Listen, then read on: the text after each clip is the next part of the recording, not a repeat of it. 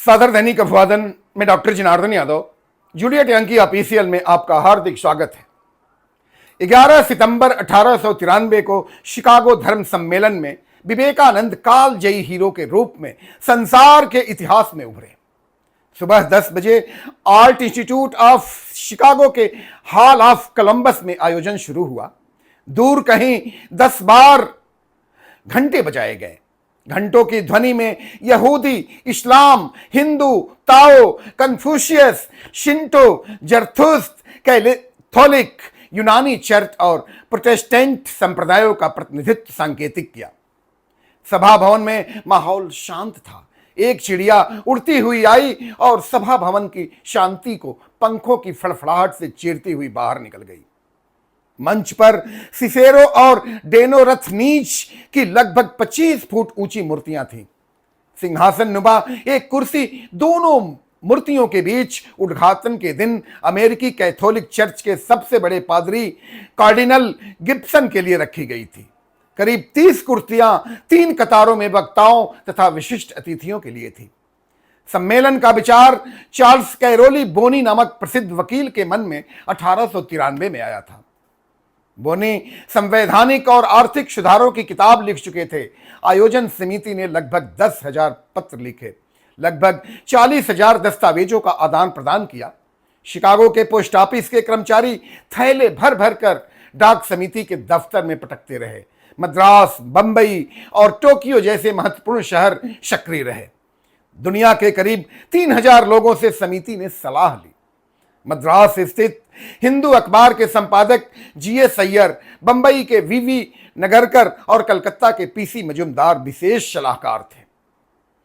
नगरकर और मजूमदार ने धर्म सम्मेलन में ब्रह्म समाज का प्रतिनिधित्व भी किया। कलकत्ता स्थित महाबोधि सोसाइटी के महासचिव धर्मपाल और बंबई स्थित जैन मुनि आत्माराम जी के सक्रिय संपर्क भी रहा। भारत में सूचनाओं और जानकारी का मुख्य प्रचार हिंदू अखबार ने ही किया था, जिसे पढ़कर ही विवेकानंद को अमेरिका जाने की उत्कंठा हुई।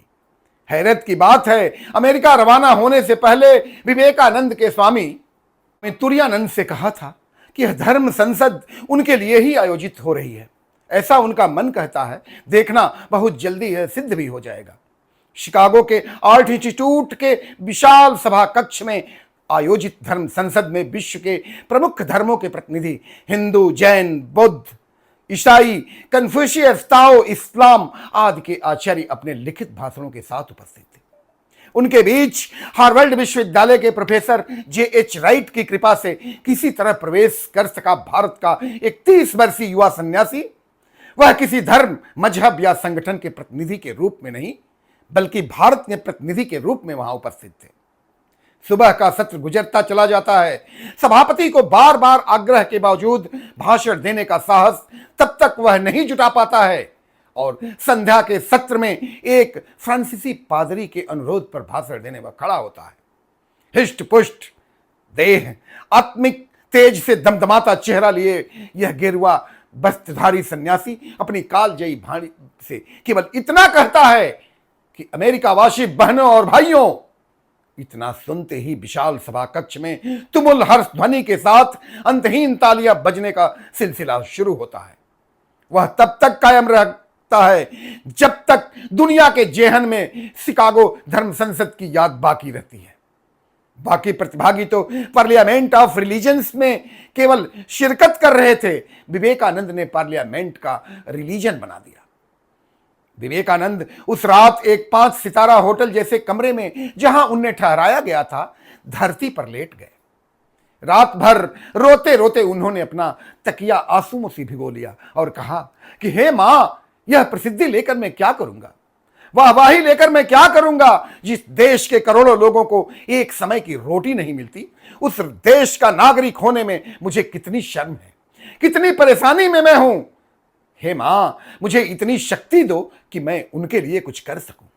8 मिनट के उस भाषण में ऐसा लगा था जैसे पुराण के पन्नों में संतों की आत्मा का स्वर मुखर हो गया है। लगा कि दुर्गा सप्तशती की विद्रोहिणी भाषा शताब्दी का इतिहास बदल देने को गरज उठी है।